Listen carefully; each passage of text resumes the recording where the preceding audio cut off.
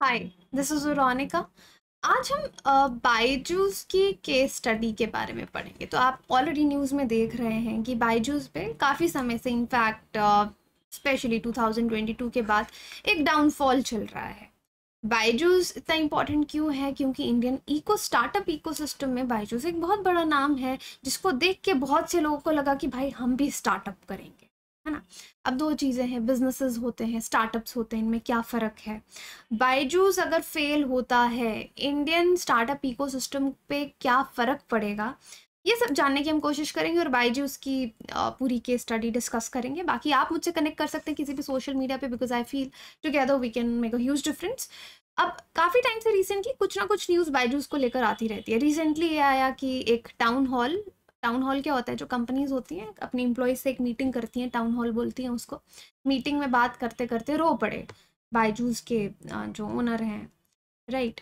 और उसके बाद ये न्यूज़ आई कि बहुत जगह अपने ऑफिस को बंद कर दिया बायजूस ने। तो कहीं ना कहीं क्या ये कंपनी डूब रही है? अप्रैल में ही अभी हमने देखा था, 2023 की मैं बात कर रही हूँ, ईडी ने बायजूस का जो आपका बैंगलोर ऑफिस है वहाँ पे रेड भी किया।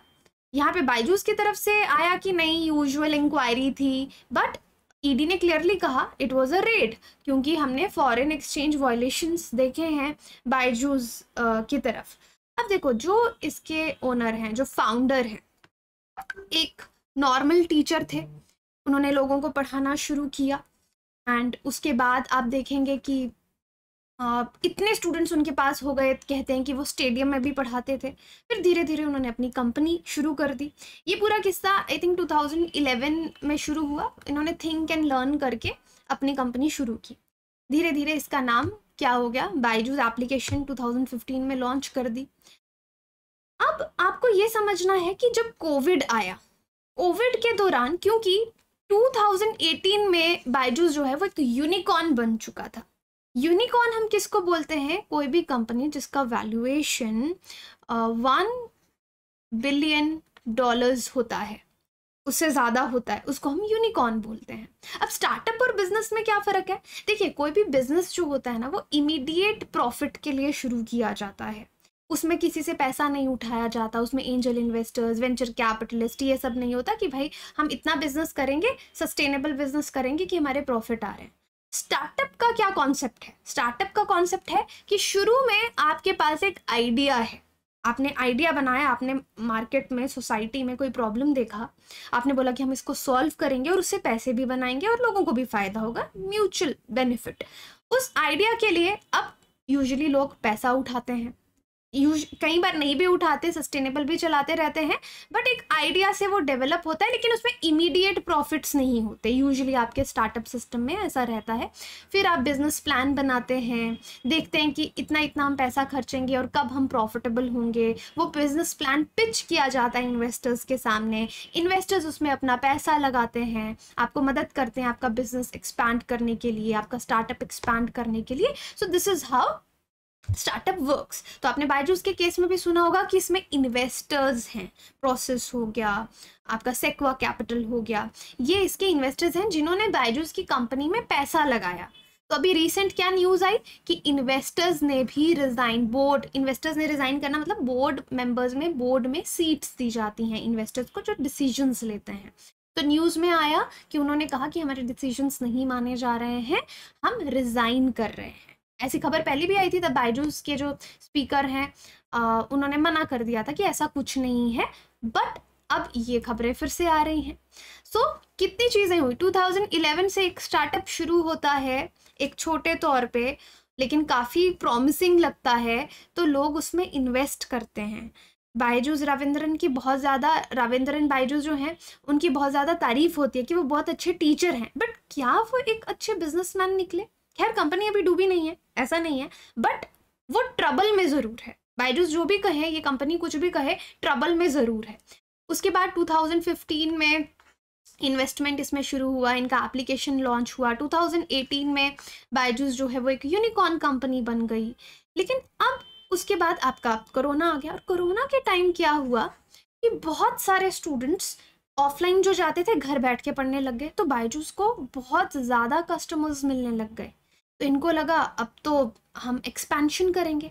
एक्सपेंशन के चलते या आप एक्विजिशंस कह लीजिए, बायजूस ने बहुत सारी एक्विजिशन की। जैसे वाइट हैट जूनियर एक कंपनी थी, उसको अराउंड $300 मिलियन में बायजूस ने खरीदा। उसके बाद आकाश जो ऑफलाइन इंस्टीट्यूट है, मेडिकल की ट्रेनिंग कराते हैं ना, कोचिंग करवाते हैं, $950 मिलियन में खरीदा। तो ये दो बड़ी कंपनीज के बात बता रही हूँ। ऐसे टॉपर है, एपिक है, ग्रेट लर्निंग है, जिनको बायजूस ने एक्वायर किया क्योंकि ये एक्सपैंड करना चाहते थे।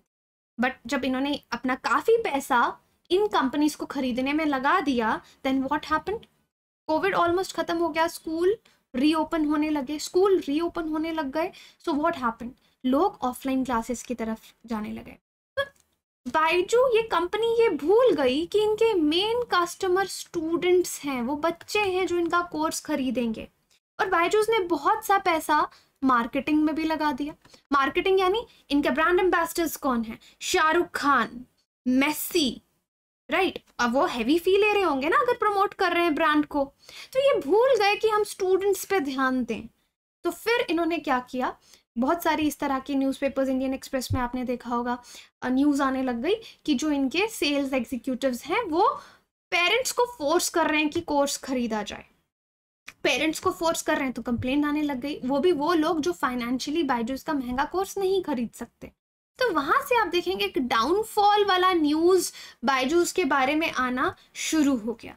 और जहाँ पे मैंने मार्केटिंग की बात की, तो मार्केटिंग में सिर्फ ये शाहरुख खान, मेसी, सिर्फ ये लोग ही ब्रांड एम्बेसडर नहीं, इंडियन क्रिकेट टीम को इन्होंने स्पॉन्सर किया। शर्ट पे आप देखेंगे बायजूस लिखा हुआ है। फीफा वर्ल्ड कप को इन्होंने स्पॉन्सर किया। तो बहुत सारा पैसा प्रमोशंस में, मार्केटिंग में डाल दिया। लेकिन कंपनी क्या रही? Loss making. रेवेन्यू इतना आ नहीं रही है। मतलब आप इस चीज को ऐसे समझिए कि आप 10 रुपए खर्च रहे हैं और 1 रुपया कमा रहे हैं। तो ओवरऑल कंपनी क्या रही? लॉस में। देखने में तो बहुत बड़ी कंपनी, वैल्यूएशन कितनी हो गई इसकी? सबसे ज्यादा एडटेक में, वर्ल्ड में एडटेक में इनकी सबसे ज्यादा इवैल्यूएशन हो गई, $22 बिलियन। और एक रिपोर्ट के मुताबिक अब इनकी वैल्यूएशन घट के सिर्फ $5.1 बिलियन बची है। ये हाल हो चुका है बायजूस का। अब इस पे कितना ये रिपोर्ट सच है, but I read it somewhere on कुछ, I forget the name of the newspaper, Financial Express या इकोनॉमिक टाइम्स, कहीं पे तो आया था $5.1 बिलियन इसका वैल्यूएशन बचा है। I don't know which newspaper, I am not sure about, but ये रिपोर्ट आया है इसके बारे में। सो आप ये समझिए कि ये वैल्यूएशन की क्या गेम है। स्टार्टअप कल्चर में वैल्यूएशन बहुत बड़ी चीज़ है कि कंपनी की क्या वैल्यू है। और usually hyped values, over value करके स्टार्टअप्स इन्वेस्टर्स के पास जाते हैं और पैसा उठाते हैं। बायजूस के साथ भी कहीं ना कहीं यही हुआ। अब जो इनके इन्वेस्टर्स हैं, अगर वो पैसा, सपोज बायजूस नेक्स्ट राउंड उठाता भी है, तो उसको कम वैल्यू पे वो प्राइस दिया जाएगा। और अपने मार्केटिंग को ना कम करते हुए बायजूस ने कहीं ना कहीं बहुत सारे ले ऑफ्स भी शुरू कर दिए, यानी अपनी एम्प्लॉयज़ को निकालना शुरू कर दिया। कहा जाता है कि अराउंड 5000 एम्प्लॉयज़ को फायर किया गया, सीधा कॉल करके कि कल से आपकी नौकरी खत्म। अब अगर बायजूस फेल होता है, डूबता है, तो इसका असर इंडियन स्टार्टअप पे क्या पड़ेगा? डेफिनेटली स्टार्टअप पे पड़ेगा, क्योंकि बहुत सारे फॉरेन इन्वेस्टर्स हैं जो डरेंगे अपना पैसा लगाने के लिए। वैसे भी एक रिपोर्ट दिखाती है कि 29% less investment, foreign investments startup में इंडिया में हुई हैं, क्योंकि नाउ पीपल आर वरिड कि कितना सच है कितना बुरा है, क्योंकि इन्वेस्टर्स का पैसा तो डूबेगा ना। सो ये असर पड़ेगा। और सबसे ज़्यादा इंपॉर्टेंट जो हम सोच नहीं रहे, उन स्टूडेंट्स का क्या होगा जिनके कोर्सेज, जिन्होंने अपने इतने पैसे दे के महंगे कोर्सेज खरीदे हैं, क्योंकि आपके पास टीचर्स को देने के लिए सैलरीज नहीं बचेंगी, कंपनी का दिवालिया निकल रहा है, उन स्टूडेंट्स का क्या होगा? तो अभी ऐसा नहीं है कि कंपनी डूब गई है, बट डेफिनेटली ट्रबल में है और ये चीज़ें हमको देखने को मिल रही हैं। अब स्टार्टअप कल्चर में क्या हो रहा है, ये जो भी ट्रबल्स की मैंने आपकी बात की, वैसे भी इन्होंने क्या किया है ना, बायजूस ने 2021-22 मतलब लास्ट 3 फाइनेंशियल ईयर्स का अपना जो फाइनेंशियल डेटा है वो भी नहीं दिखाया। इसी के चलते जो इनका इंटरनल ऑडिटर था डेलॉइट, उसने भी रिजाइन कर दिया, वो भी वहां से हट गया कि भाई अपना छुपा के रखते हैं, कुछ बताते ही नहीं है फाइनेंशियल कंडीशंस, ऑडिट प्रॉपरली कैसे होगा। राइट तो ये चीज़ें जब होने लगी कंपनी में, जैसे कंपनी का डाउनफॉल शुरू हुआ, पहले पेरेंट्स की कंप्लेंट्स आने लग गई, उनके सेल्स एग्जीक्यूटिव पेरेंट्स को फोर्स करने लगे, ये न्यूज़ आने लग गई, ईडी का रेड पड़ता है, इनके ऑफिसेस क्लोज हो जाते हैं, ले ऑफ्स शुरू हो जाते हैं, और उसके बाद ऑडिटर इनका रिज़ाइन कर देता है, अब इनके इन्वेस्टर्स बोर्ड सीट से रिज़ाइन कर रहे हैं। तो ये पूरा क्रोनोलॉजी है जिसमें आपको बायजूस का ग्राफ ऐसे दिखेगा कि जीरो से पूरा टॉप पे गए, यूनिकॉर्न बने, $22 बिलियन तक गए, बिलियन डॉलर इनका जो भी वैल्यूएशन था, और फिर इस तरीके से नीचे गिरने। तो ये ग्राफ अब क्या यहाँ से ये बायजूस फिर से उठ पाएगा? तो डेफिनेटली बहुत राइट डिसीजंस की ज़रूरत होगी, फाइनेंशियल शीट सामने आने की ज़रूरत होगी, उसके बाद ही ये चीज़ डिसाइड हो पाएगी कि अब बायजूस का क्या होगा। और स्टार्टअप कल्चर की अगर बात करें तो स्टार्टअप में मैंने आपको यही बताया, आइडिया से शुरू होता है, इन्वेस्टर्स आते हैं, फिर वही है कि जब बायजूस एक्सपैंड कर रहा था और उसके पास कस्टमर्स नहीं आ रहे थे, उनको वहीं पर करेक्ट करना चाहिए था, प्रॉफिटेबिलिटी की तरफ जाना चाहिए था, लेकिन वो एक्सपेंशन की तरफ जाते रहे, अपना पैसा जो है वो बर्न करते रहे और ज़्यादा खर्च करते रहे। तो ये प्रॉब्लम हमको बायजूस के साथ जो है वो दिखती है। अब इंडियन स्टार्टअप पे इसका क्या फ़र्क पड़ेगा? डेफिनेटली जैसे मैंने आपको बताया, लोग कम इन्वेस्ट करेंगे, बट इस मूवमेंट को आप इंडियन स्टार्टअप के लिए एक रीसेट समझ सकते हैं।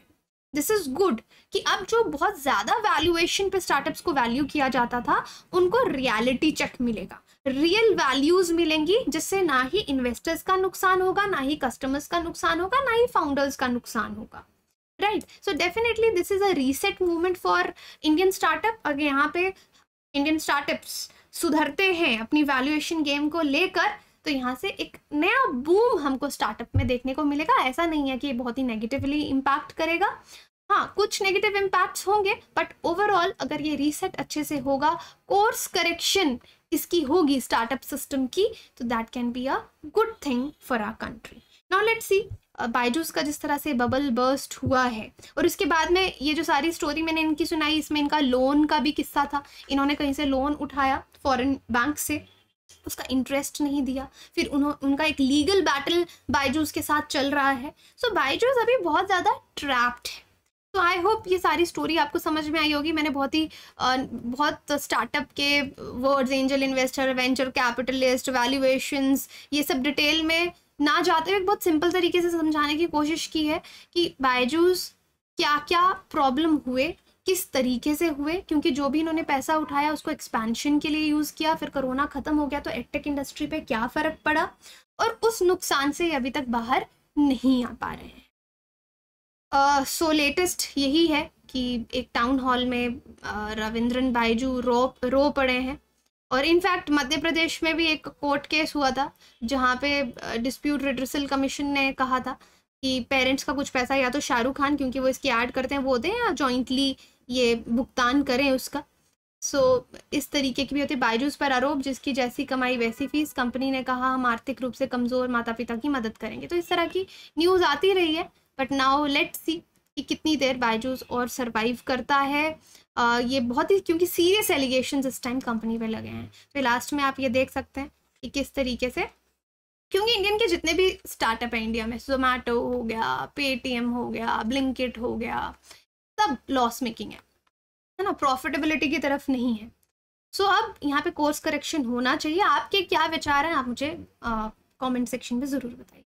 Now the only way to do great work is to love what you do. So this is a general thing that I want to tell you. आप जो भी करें उस काम से प्यार करें तो वो और अच्छा होगा और आपको सक्सेस मिलेगी। Thank you so much.